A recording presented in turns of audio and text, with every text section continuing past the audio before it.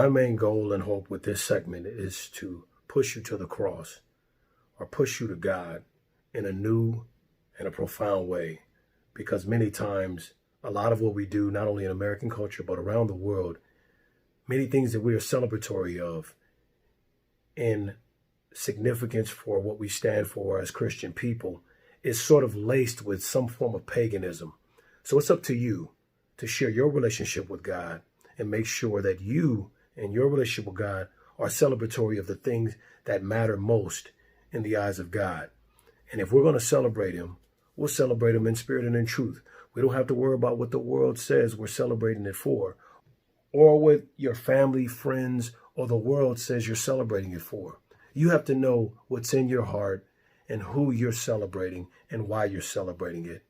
Are we taking the holidays and celebrating the food? Are we celebrating the gathering of family and friends? Are we celebrating the trees, the ocean, the sun, the moon? Or are we celebrating the one true living King and what he stood for when he walked the earth? That's what this is about. So please enjoy the segments. Outside the box, back at you. Ation, sports, faith, race, politics. Today we're talking faith, people. And I told you I was going to come back to this very debated subject of Easter/Passover and all the things that go along with this time of the year. As we come to the close of the Passover time period, I want to go ahead and dive in. I could actually go all day because there's a lot of material to discuss in reference to this topic, but I have to modify this and give short snippets. And as I said before, I don't want to do it all in one segment. I'm going to do a couple of minutes each segment just to give you some facts and fiction notes on the topic and this day that is so celebrated every year in this country. So let's dive in.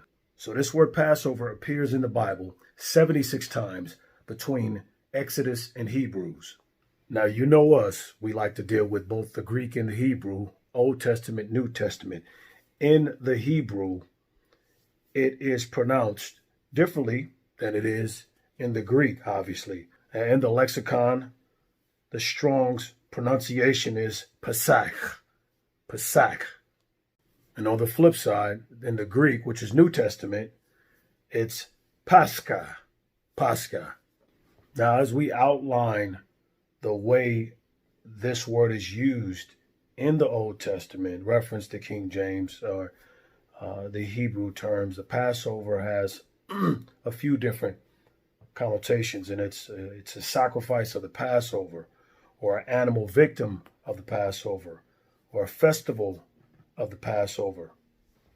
And this all derives from when God had to pull his people from Egypt and rescue them from Egypt. It references the sacrifice that was offered on account for sparing the people. They used to call it the Paschal Lamb. It speaks of it in Exodus 12.